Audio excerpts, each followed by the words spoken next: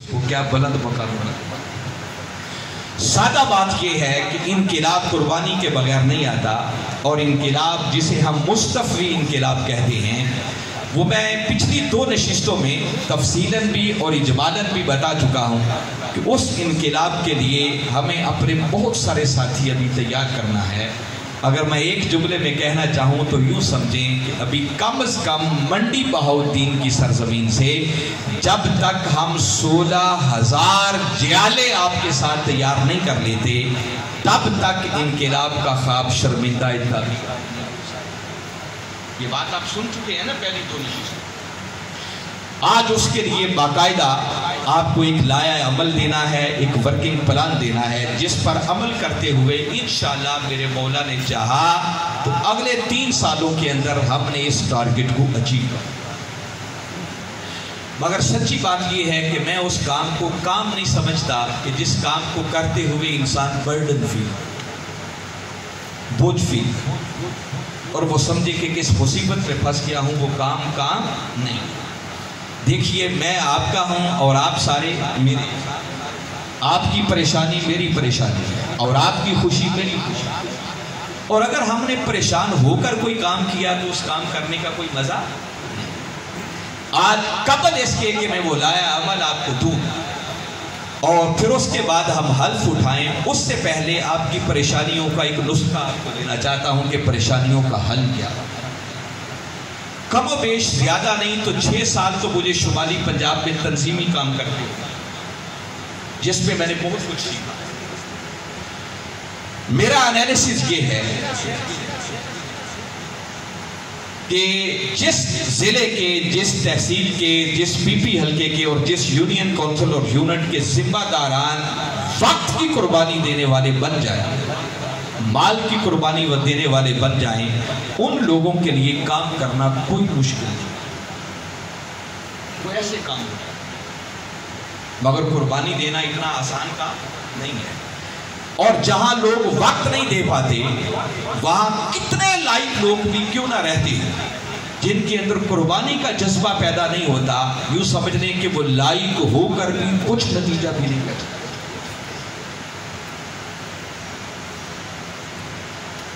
ہمارے لوگوں کی جس دور سے ہم گزر رہے ہیں، ملک پاکستان کے حالات ایسے ہیں، کچھ رہی صحیح کسر کرونا نے نکال دی کہ ہر شخص کو دیکھیں تو وہ اپنی جگہ پر پریشان ہے، اللہ ماشاءاللہ جو اچھے لوگ ہیں وہ ہیں، مگر اکثر و بیشتر ہمارا حال یہ ہے کہ کاروبار ڈسٹرب ہو گئے، بیماریوں نے گھروں میں ڈیرے لگا لیے، اور اگر یہ کورونا نہ بھی ہو تو اس کے باوجود بھی دیکھیں کیسی کیسی سیریس موذی قسم کی بیماریاں ہیں جنہوں نے انسان کو گھیر دیا۔ کہیں بلڈ پریشر ہے، کہیں شوگر ہے، اور اس کے ہٹ کر پتہ نہیں کیا کیا بیماریاں نکل آئی ہیں، اور مالی پریشانی تو ہر شخص کا کاروبار ڈسٹرب ہے، اور ہر شخص پریشان ہے کہ اگر میں نے تحریک کو وقت دے دیا تو میرے کاروبار کا کیا بنے، اگر میں نے پیسے خرچ کر دیے تو پیچھے مال کم ہو جائے گا، اپنے گھر کا نظام کیسے چلاؤں گا، گھر کا نظام نہیں چلتا تو مشن کو کیا دے؟ یہ پریشانیاں تو ہیں نا۔ تو جب وقت ہی نہیں دے پائیں گے، قربانی کا جذبہ ہی ہمارے اندر پیدا نہیں ہوگا، تو یاد رکھیں تب تک کام نہیں ہوگا۔ میں چاہتا ہوں کہ آج اس پہلی نشست کے اندر جس پہ میں نے ورکنگ پلان دینا ہے، چونکہ میں نے کہا کہ آپ میرے ہیں اور میں آپ کا، منزل ہماری یہ، تو آئیے پہلے ہم ان پریشانیوں کا حل ڈھونڈتے ہیں کہ ان پریشانیوں کا حل کیا ہے۔ اگر آپ ہی پریشان رہے تو پھر میں نے آپ کو آگے ٹارگٹ کیا دینا ہے اور آپ نے کام کیا کرنا۔ قرآن پاک اللہ رب العزت کی ایک ایسی کتاب ہے کہ جس کتاب کے اندر اللہ رب العزت نے ہر پریشانی کا حل کیا۔ اللہ نے جس مخلوق کو پیدا کیا ہے یہ اس کی ذمہ داری ہے کہ وہ پریشانیوں کا حل بھی، مگر بدقسمتی یہ ہے کہ ہم نے اللہ کی طرف سے ملنے والی اس کتاب جو ساری پریشانیوں کا حل دیتی ہے، اس کتاب کو کبھی سمجھ کر اس پر عمل کرنے کی کوشش کی۔ آج میں بہت ساری باتیں تو میں اپنی گفتگو سے ویسے ہی نکال چکا ہوں جو میرے ساتھیوں نے کر دی، اب میں بالکل ٹو دی پوائنٹ بات آپ سے کر رہا ہوں جو اصل آج کے موضوع کا حصہ ہے۔ دیکھیے میں قرآن پاک کا ایک ایسا مقام آپ کی پریشانیوں کا حل دینے کے لیے، میں آپ کے لیے بزنس تو سیٹ کر نہیں سکتا، وقت کے اگر 24 گھنٹے ہیں ان کو 48 تو بنا کر نہیں سکتا، میرے پاس آپ کی سیٹسفیکشن کے لیے اور آپ کی پریشانیوں کے حل کے لیے اللہ رب العزت کے قرآن پاک میں دیے ہوئے نسخے سے بڑھ کر اور کوئی نسخہ نہیں۔ میں صرف آپ کو متوجہ کرنا چاہتا ہوں، سورہ صف کو کبھی پڑھیں، اس کا دوسرا رکوع ہے اور دوسرے رکوع کی بات ہی یہاں سے شروع ہوتی ہے۔ میں آپ کی سب کی توجہ چاہ رہا ہوں، حافظ شبیر صاحب میری بات نہیں سن رہے، میں چاہتا ہوں کہ ہر بندہ میری طرف متوجہ۔ آپ وقت نکال کر آئے ہیں تو اب آپ کا دھیان میری طرف ہونا چاہیے، میں آپ لوگوں سے بات نہیں کرتا۔ اللہ رب العزت نے اس مقام پر ایمان والوں سے بات تو 14 صدیاں پہلے کی، مگر یہ بات ذہن نشین رہے کہ قرآن صرف کسی ایک موقع کے لوگوں کے لیے نازل نہیں ہوا، بلکہ وہ قیامت تک آنے والی انسانیت کے لیے کی ہدایت ہے۔ جب باری تعالیٰ کسی جگہ پر یوں فرماتے ہیں یا ایھا الذین آمنوا، تو خطاب تو 14 صدیاں پہلے باری تعالیٰ نے سب سے پہلے اپنے محبوب کے غلاموں سے، صحابہ کرام سے، مگر جنرلائز ہو کر آج وہ حکم جب ہم تک پہنچا تو یہ پڑھتے ہوئے یوں محسوس ہمیں کرنا چاہیے کہ آج باری تعالیٰ ان کلمات کے ذریعے ہم کلمہ پڑھ کے دائرہ ایمان میں آنے والوں سے بات کرنا، اور باری تعالیٰ نے یوں شروع فرمایا یا ایھا الذین آمنوا، اے ایمان والو، اے کلمہ پڑھ کے میرے محبوب کے مشن میں شامل ہو جائے۔ کیا اب آگے کلمات سنیں، اس آیت کریمہ کو پڑھیں نا تو محسوس یوں ہوتا ہے کہ جیسے باری تعالیٰ کسی کو بالکل اپنے دامن میں آغوش میں بٹھا کر اس سے بڑی محبت بھرے انداز میں بات کرتا ہے۔ باری تعالیٰ نے یوں محبت بھرے انداز سے مخاطب کر کے کہ اے ایمان والو، اے میرے محبوب کے دین میں شامل ہو جانے والو، آگے سوالیہ انداز میں پوچھا حل ادلکم علی تجارت، فرمایا کیا میں تمہیں ایک ایسی تجارت نہ بتا دوں؟ اب تجارت کا لفظ ہے قرآن پاک، کیا میں تمہیں ایک ایسا کاروبار نہ بتا دوں؟ کیا میں تمہیں ایک ایسا بزنس نہ بتا دوں؟ کیا میں تمہیں ایک ایسا سودا نہ بتا دوں کہ اگر وہ سودا تم میرے ساتھ کر لو، وہ تجارت تم میرے ساتھ کر لو، وہ سودا اگر تم میرے ساتھ کر لو تو کیا ہوگا؟ فرمایا تنجیکم من عذاب علیم، تو تمہیں دنیا اور آخرت کی ہر پریشانی سے نجات عطا کرے۔ میں اگلی بات کرنے سے پہلے پھر آپ کو جھنجھوڑنا چاہ رہا ہوں کہ میں کوئی قصہ کہانی نہیں سنا رہا، میں آپ کو اللہ کا قرآن سنا رہا ہوں، اور ہم چونکہ کلمہ پڑھنے والے لوگ ہیں اور ہمارا اس بات پر ایمان ہے کہ اللہ کے قرآن میں اگر کوئی شک بھی کرے تو اس بدبخت کا ایمان ہی جائے۔ درست بات ہے۔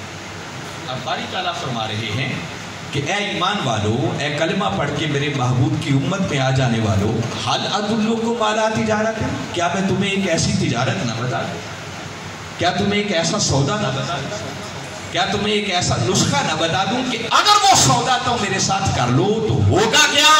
فرمایا سودا کرنے کی دیر ہے، تنجیکم من عذاب علیم، تو تمہیں ہر دردناک عذاب سے نجات عطا کرے۔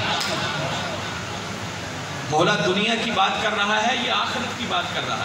اس نے کہا دیکھو میں نے آگے نہ دنیا کا نام لیا ہے نہ آخرت کا نام، بات اوپن کی، جس کا مطلب کہ یہ سودا کرنے کی دیر ہے، نہ دنیا کی کوئی پریشانی رہے گی نہ آخرت کی کوئی پریشانی، ساری پریشانی رہے گی۔ سننے والے تو جذباتی ہو گئے کہ مولا جلدی بتا وہ سودا ہے کیا؟ اسی سودے کی تو تلاش میں ہے کہ پتہ چلے وہ سودا کیا ہے تاکہ وہ سودا کریں اور ان پریشانیوں سے جان چھوڑیں، یہاں کی پریشانیوں بھی ختم ہو، آخرت کی پریشانیاں بھی ختم ہو۔ تو سنیں باری تعالیٰ نے آگے جب سودا بتانا چاہا تو سودا بتانے سے پہلے اس نے اس سودے کی ایک شرط بتائی۔ آپ کی ہے توجہ میری طرف؟ آپ گوندل صاحب مجھے نہیں سن رہے، اعظم گوندل صاحب وہ جہاں بھی بیٹھے ہیں، میں گزارش کروں گا کہ متوجہ رہیں میری جی۔ آپ فی الحال صرف سنیں، جب آپ لکھیں گے تو پھر آپ کی سماعت کام نہیں کرے گی اور بات آپ کو سمجھ نہیں آئے گی، آپ کا دھیان سارا لکھنے کی طرف ہے۔ آپ ریکارڈنگ کے چکر میں بھی نہ پڑیں گے، جو کئی لوگوں نے موبائل اٹھائے ہوئے ہیں نا وہ بھی ڈسٹرب ہو رہے ہیں، یہ ریکارڈنگ ہو رہی ہے، جس کو ضرورت ہوگی بعد میں مل جائے گی، ہٹ جائیں گے آپ کو۔ بالکل ایزی ہو کے پوری توجہ کے ساتھ میری بات کو سنیں، میں آپ کو اللہ کا قرآن آج سمجھانا چاہتا ہوں۔ اچھا مولا بتا وہ سودا کیا ہے؟ اس نے کہا اچھا سودا تو میں بعد میں بتاتا ہوں، وہ سودے کی ایک شرط، یہ سودا فائدہ اس کو دے گا جو اس شرط کو پہلے پورا کرے۔ اچھا مولا بتا وہ شرط کیا ہے؟ قربان جائیں اللہ کا قرآن ہے، تو فرمایا اس کی پہلی شرط یہ ہے تؤمنون باللہ ورسولہ، اگر میرے ساتھ سودا چاہتے ہو، یہ متصل اگلے کلمات بتا رہا ہوں، تو فرمایا پہلے پکے اور سچے دل سے اللہ اور اس کے رسول پر ایمان لاؤ۔ بندہ حیران ہو کے عرض کرتا ہے مولا کس ایمان کا تقاضا کر رہا ہے؟ ایمان والے تو تو نے خود کہا ہم، جب اس نے بات کی تو کیا کہا؟ یا ایھا الذین آمنوا، اے ایمان والے۔ تو مولا جب ایمان والے تو کہہ رہا ہے اب کس ایمان کا تقاضا کر رہا ہے؟ تو جواب ملتا ہے کہ بندو یہ جو میں نے تمہیں ایمان والے کہا ہے وہ اس لیے کہا ہے کہ تم اپنے تئیں کلمہ پڑھ کے خود کو مومن تو سمجھتے ہو، تمہیں ایمان والے کہہ کے پکارنا ہے نا، مگر میں جس ایمان کا تقاضا کر رہا ہوں وہ ایسا ایمان نہیں چاہیے جو تمہارے حلق سے اوپر اوپر ہو۔ فرمایا اگر میرے ساتھ سودا کرنا چاہیے تو ایمان وہ درکار ہے جو فقط کال تک نہ رہے بلکہ کال سے اتر کر تمہارا حال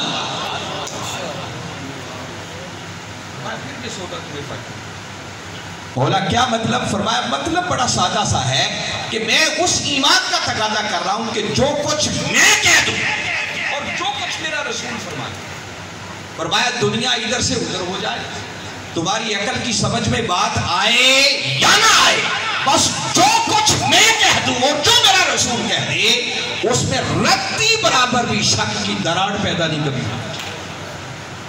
اور اگر اس میں شک کی دراڑ پیدا ہو گئی تو تمہیں سودا فائدہ کوئی نہیں دے سکتا۔ اور سچی بات یہ ہے کہ ہم اپنے تئیں خود کو مومن تو سمجھتے ہیں مگر حقیقت یہ ہے کہ ہم اس پہلی شرط کو پورا نہیں کرتے۔ میں آپ کو سمجھانے کے لیے ایک جھٹکی سے مثال دیتا ہوں، ہمارے ایمان کا حال کیا ہے سنی ہوئی آپ نے ہوگی مگر باتیں وہی ہوتی ہیں، صرف آپ کو ریمائنڈ کروانا مقصود ہے۔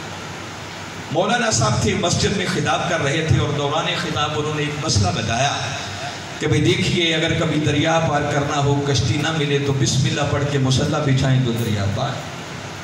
وہ جٹ آدمی بیٹھا ہوا تھا، اس نے کہا مولانا صاحب کہہ رہے ہیں بات غلط تو نہیں ہو سکتی۔ پختہ یقین ہو گیا اس بات پر، وہ جب کبھی ضرورت پڑتی دریا پار کرنا ہوتا کشتی نہ ہوتی بسم اللہ پڑھ کے مصلی بچھاتا دریا پار کرتا۔ ایک دن جب وہ دریا کے کنارے پہنچا تو دیکھا مولانا صاحب خود پریشان، پوچھا علامہ صاحب کیا ہوا؟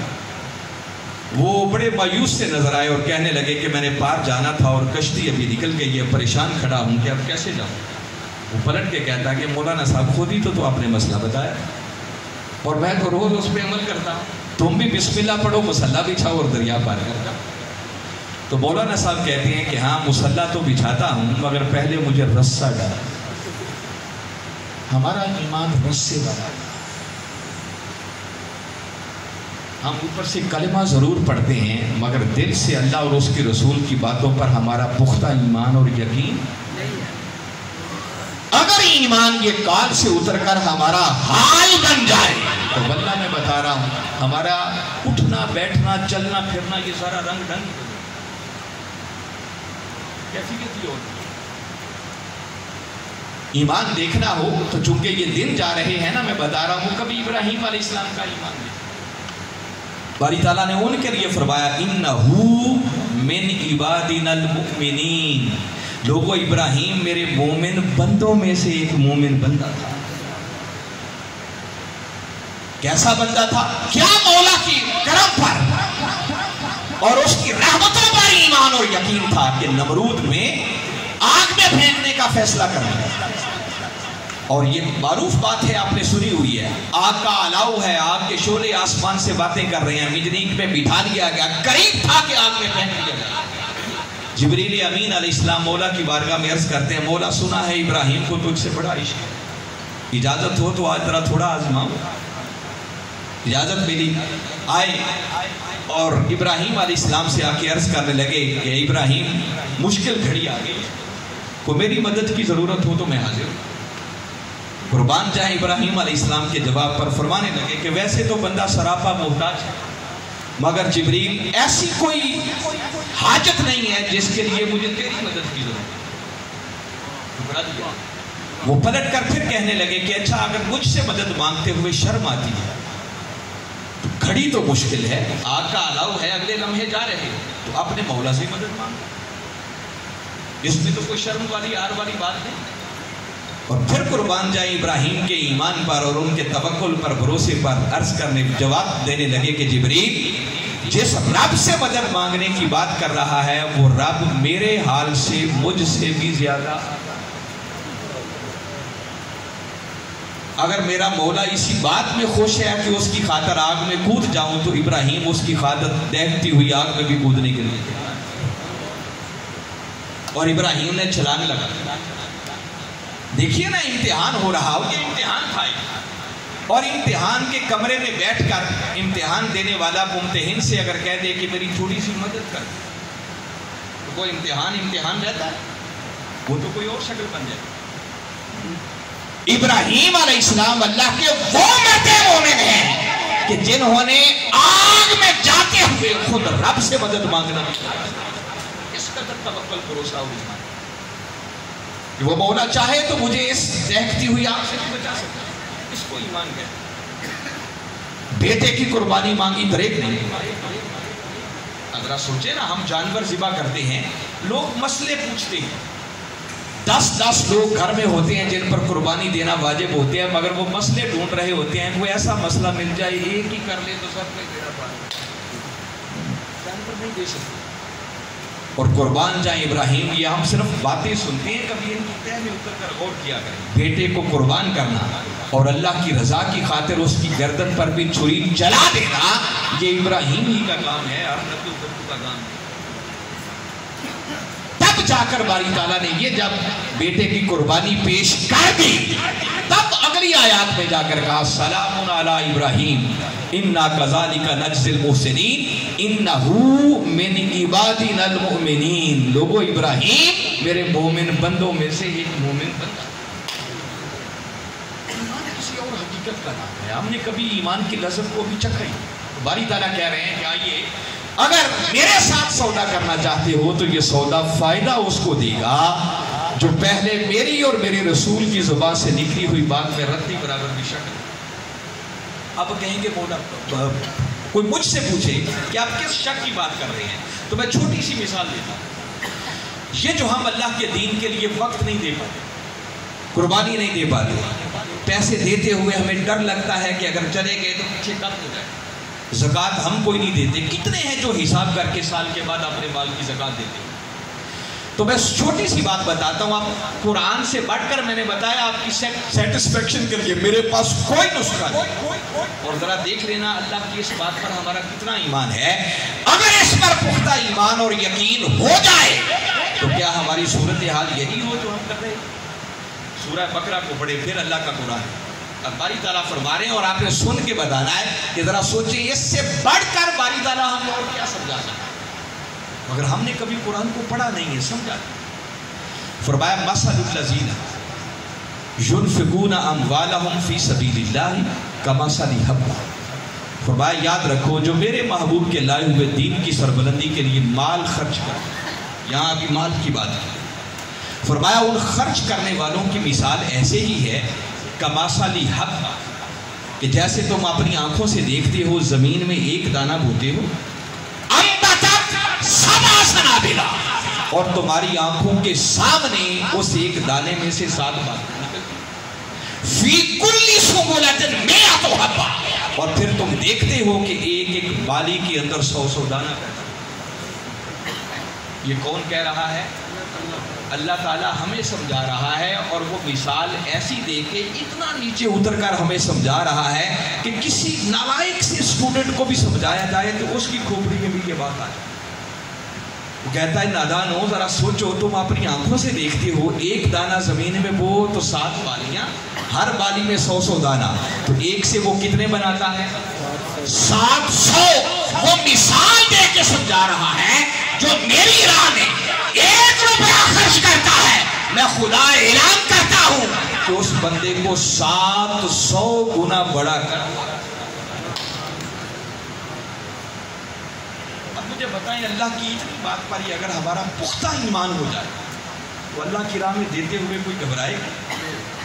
ये तिजारत है, वो जो कहता है मेरे साथ करो। ये जो तुम माली परेशानी में हो, कारोबार ठप हो गया, ये बीमारी आ गई, फुला हो गया, वो कहता मेरे साथ कोई सौदा करके देखो। तुम 24-24 घंटे अपने कारोबार और बिजनेस को वक्त देते हो, वो कहता है उनमें से 2 घंटे निकाल के मेरे महबूब के दीन के लिए निकालो। वो 24 घंटे वो बरकत पैदा नहीं कर सकते जो तुम्हारे 2 घंटे दीन के लिए निकाले हुए वक्त तुम्हारे लिए बरकत। अब सोच लें कि अल्लाह के इस वादे पर हमारा कितना कीमत है। वो कहता 700 गुना बढ़ा के देता, और हम देखते हैं कि वो 700 गुना कर देता है। अच्छा, यहां उसने एंड नहीं किया,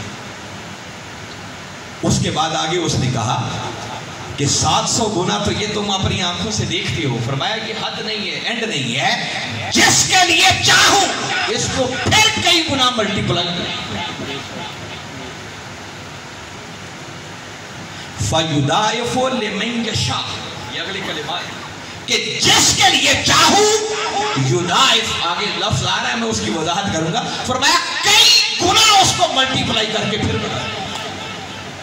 तो 700 को अगर एक बार भी आगे डबल करें तो 1400 गुना बन जाए, मगर 1400 गुना पर भी हद नहीं। आगे उसने फिर बंदे ने पूछा कि मौला कि कैसे हो जाएगा। उसने लंबी चौड़ी अब बात नहीं की, समझा तो वो पहले चुका है।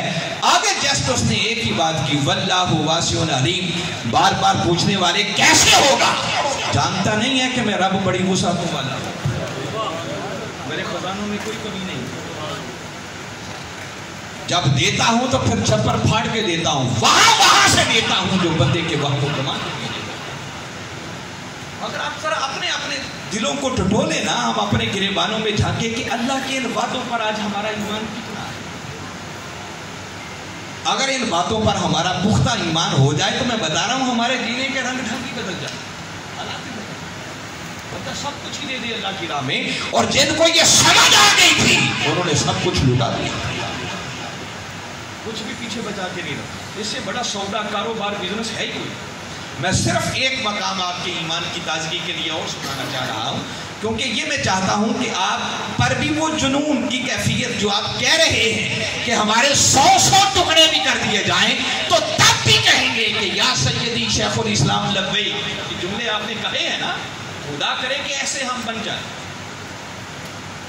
आज आपको बताने लगा हूं, आगे वर्किंग दे रहा हूं, हुजूर शेखुल इस्लाम का दिया हुआ सारा निजाम है, जिस मकसद के लिए उन्होंने अपने बाल सफेद कर दिए। देखेंगे कितने लब्बैक कहते हैं, मगर मैं चाहता हूं कि उस रास्ते में जो परेशानी है उसका हल आपको पहले एक सिर्फ ईमान अफरोज मकाम आपको सुनाना चाहता हूं। इसी सूरह बकरा को पढ़ें। ये आयत करीमा भी जिंदगी बीत गई है हमें सुनते हुए, मगर आज सुने उसमें एक नया नशा। बारी ताला ने इरशाद फरमाया, मैं युकरिदुल्लाह कर्दन हसन। कौन है जो अल्लाह को कर्ज हसन? कुर्बान जाए मौला तेरे करम पर। देखे ना, दिया हुआ भी सब कुछ उसी का है, ले भी उसी ने लेना है, वो ले जाएगा अपने साथ। सब कुछ देकर फिर बंदे से कहता है कि कोई है जो मेरे दिए हुए में से मुझे ही करते हैं। हम अगर सच्ची बात है अपना सब कुछ भी लुटा दें तो ये कोई तीर मारने वाली बात नहीं है। अपना हमारा है क्या जो हम कहें कि हमने दिया, उसी का दिया। गालिबन गालिब ने कहा था ना कि जान दी हुई उसी की थी।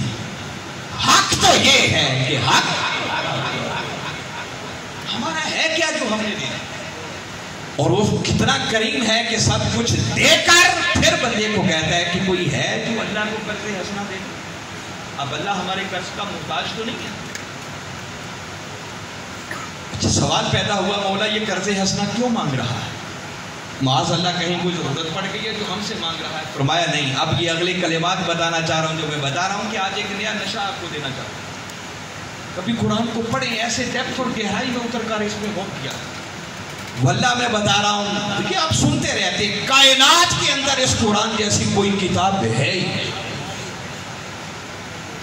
اور ہماری بدنصیبی ہے کہ جس کتاب جیسی کوئی کتاب نہیں ہے اس کتاب کو ہم نے اتنا ہی نظر انداز کیا، نہ ہمیں پڑھنا آتی نہ اس کی کوئی سمجھ ہے، سمجھ آ جائے تو ہم دیکھیے باری تعالیٰ نے کتنی بڑی بڑی حقیقتیں بیان کی۔ فرمایا کوئی ہے جو اللہ کو قرض حسنہ دے دے، اچھا مولا قرض حسنہ کیوں مانگ رہا ہے؟ کوئی حاجت پڑ گئی، کوئی ضرورت پڑ گئی؟ فرمایا نہیں، میں حاجت مند نہیں ہوں، مجھے ضرورت نہیں۔ تو مولا پھر کیوں مانگ رہا ہے؟ اب یہ اگلے کلمات من کی تختیوں پر لکھیں۔ آگے فرمایا فَيُضَاعِفَهُ لَهُ أَضْعَافًا كَثِيرًا۔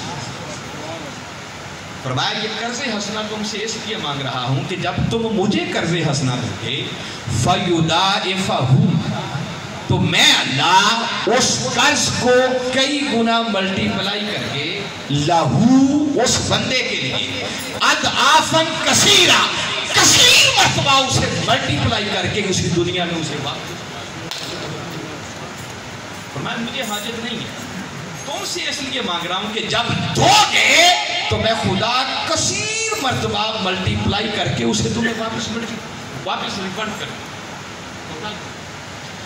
اب دلچسپ بات جو بتانا چاہ رہا ہوں، ایسے تو شاید کہ اس بات کی حلاوت کو ہم نہ سمجھ سکیں، قرآن نے ایک بڑا خاص لفظ استعمال کیا، اس لفظ کو آج سمجھانا چاہ رہا ہوں۔ فرمایا فَيُضَاعِفَهُ لَهُ أَضْعَافًا كَثِيرًا۔ یہ جو لفظ ہے نا اضعاف، یہ ایک ایسا لفظ ہے کہ جس سے آپ واقف ہیں مگر آپ نے کبھی دھیان نہیں کیا۔ آپ کو دلچسپ بات بتا رہا ہوں، جب ہم پرائمری کلاسوں میں پڑھتے تھے، یہ بڑی عمر کے سارے لوگ میری بات سے اتفاق کریں گے، آپ تو پتہ نہیں جدید اس دور کی کتابوں میں اب وہ انگلش میں آ گئی ہیں تو ٹرمینالوجی ڈیفرنٹ ہو گئی ہوگی، مگر مجھے معلوم ہے جب ہم تیسری چوتھی جماعت میں پڑھتے تھے تو میتھمیٹکس ریاضی کی کتاب کے اندر ایک سوال ہوتا تھا ذو اضاف کا، یہ یاد آ رہا ہے؟ ایسے ہی کہتے تھے نا، اس وقت بتاتا کوئی نہیں تھا کہ یہ ہے کیا بتا، اور کہتے بھی ایسے تھے ذو اضاف۔ یہ ایکچولی 3 لفظوں کا مجموعہ ہے، ذو، اضعاف اور عقل، یہ 3 الفاظ مل کر یہ ذو اضاف کا لفظ بنے، اور یہ جو لفظ ہے نا اضعاف، ذو کے بعد اضعاف، یہ وہی اضعاف ہے جو لفظ قرآن نے استعمال کیا۔ اب آپ کی دلچسپی کے لیے میں بتا رہا ہوں تاکہ یہ لفظ بھی سمجھ آئے اور آپ کی دلچسپی بھی کہیں۔ ذو اضاف کل ہم کیسے نکالتے تھے؟ اس وقت معنی تو ہمیں نہیں پتا تھا کہ اس کو کیوں کہتے ہیں ذو اضاف، مگر ذو اضاف کل اگر آپ کو بتاؤں تو وہ میتھڈ آپ کے ذہن میں آ جائے گا، تھوڑی سی بھی آپ اپنی میموری کو پیچھے لے جائیں، ذرا اس یادداشت کو گھمائیں تو میں آسان ایک مثال دیتا ہوں کہ مثلا 2 نمبر آپ کے پاس آ جائیں، 2 اور 3، اور کوئی ان کا کہے کہ ذو اضاف کل نکالو تو کتنا آئے گا؟ جی دیکھتے ہیں منڈی والوں کو حساب کتنا آتا ہے؟ 6۔ جی آپ کافی سارے لوگوں نے ہاتھ کھڑا کر کے بھی مجھے بتا دیا۔ 2 اور 3 کا ذو اضاف کل کتنا آتا ہے؟ 6۔ کبھی معلوم ہے یہ 6 بنتا کیسے ہے؟ اس وقت تو جب بڑے بڑے نمبر آتے تھے تو ہم نمبر لکھتے تھے، پھر ایک چھوٹی تقسیم ہوتی تھی، ایک بڑی تقسیم ہوتی تھی اور ایک چھوٹی تقسیم پہ اس کو تقسیم کرتے جاتے تھے، کامن ڈیوائزرز جتنے آتے تھے جب تک تقسیم ہوتے جاتے کرتے جاتے، اور اینڈ پہ جو سائیڈ والے اور نیچے بچتے تھے ان کو ملٹیپلائی کرتے تھے تو ذو اضاف کل بنتا۔ تو یاد آ رہا ہے؟ اب 2 اور 3 میں کامن تو ہے ہی کچھ نہیں، تو لہذا دونوں کو ملٹیپلائی کر دیں گے تو ذو اضاف کل بن جائے گا، مگر نہیں، اب آپ کو اس کی روح سمجھانا چاہ رہا ہوں۔ یہ ذو اضاف آپ کو سمجھانا چاہتا ہوں یہ کیا ہے۔ پہلے آپ 2 کے اضاف لکھیں، جب اضاف لکھتے ہیں نا تو آپ اضاف کا معنی ساتھ سمجھانا چاہ رہا ہوں۔ 2 کے اضاف، 2 کے ملٹیپلز وہ بنتے ہیں 2، 4، 6، 8، 10، 12، 14 ایسے بنتے ہیں۔ غضنفر سائی صاحب میرے خیال تھک گئے ہیں، ان کو نیند بھی آ رہی ہے، مجھے محسوس ہو رہا ہے۔ اب آگے خدا بہتر جانتا ہے کے حالات، مگر اب جاگنا تو پڑے گا، اور سائی صاحب کو میں بالخصوص سمجھانا چاہ رہا۔ اب غور کیجیے، آپ 2 کے اضاف میں آپ کو بتا رہا ہوں، انگلش میں اسے ملٹیپلز کہتے ہیں، تو 2 کے اضاف کیا بنتے ہیں؟ کیا بنیں گے؟ 2، 4، 6، 8، 10 اور آگے 100 چلتے چلے جائیں۔ اسی طرح اگر 3 کے اضاف بنائیں تو وہ کیا بنے گا؟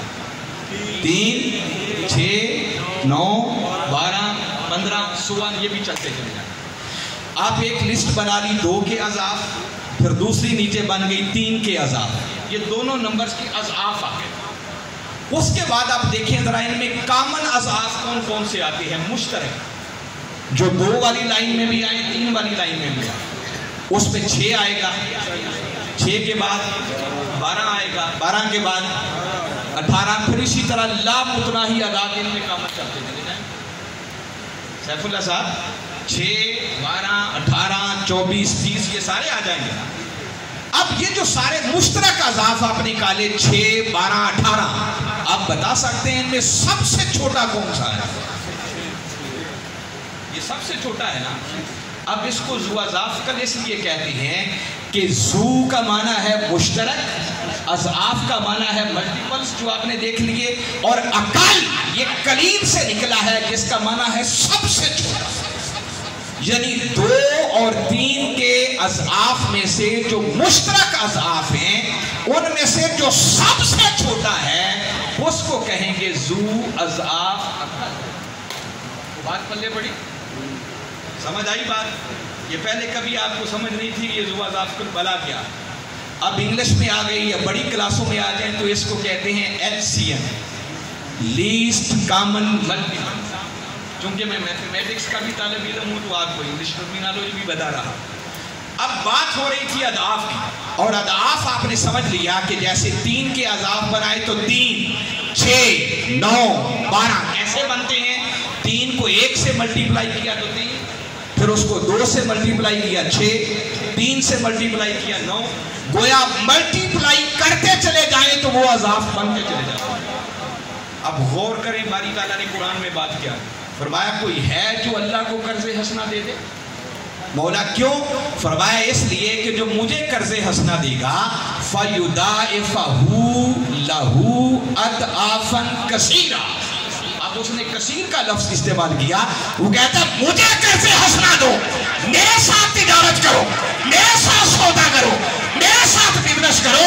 اگر میرے ساتھ بزنس کرو گے تو میں خدا وعدہ کرتا ہوں کہ تمہیں کثیر مرتبہ ملٹیپلائی کر کے واپس. مولا 1 بار کرے گا، 2 بار کرے گا، 3 بار کرے گا. اس نے عدد بتائی، کیا کہتا ہے؟ اضعافاً کثیرا. اب ایسا ذہن آج تک پیدا ہی نہیں ہوا جو اللہ کے کثیر کو سمجھ. میں تھوڑا سا قلیل آپ کو بتاتا ہوں. قلیل کیا ہے؟ یہ جو دنیا ہے نا، دنیا ساری، اس کی نسبت میرے آقا صلی اللہ علیہ وسلم نے فرمایا الدنیا متاع قلیل. فرمایا یہ دنیا ایک متاع قلیل ہے. اس کو قلیل کہا. کیا کہا؟ قلیل. اور اس قلیل کے بارے میں خدا نے خود قرآن میں فرمایا وَإِن تَعُدُّوا نِعْمَتَ اللَّهِ لَا تُحْصُوهَا. فرمایا اس قلیل کے اندر بھی میری نعمتیں اتنی ہیں کہ اگر تم شمار کرنا چاہو، گننا چاہو تو تم گن نہیں سکتے. ذرا چشم تصور میں لاؤ جس رب کے قلیل کا یہ عالم کہ تم گن نہ سکو، شمار نہ کر سکو، تو ذرا چشم تصور میں لاؤ اس کے کثیر کا عالم کیا. میں یہ بتانا چاہ رہا ہوں کہ خدا وعدہ کر رہا ہے کہ بندے میری راہ میں قربانی دے کر دے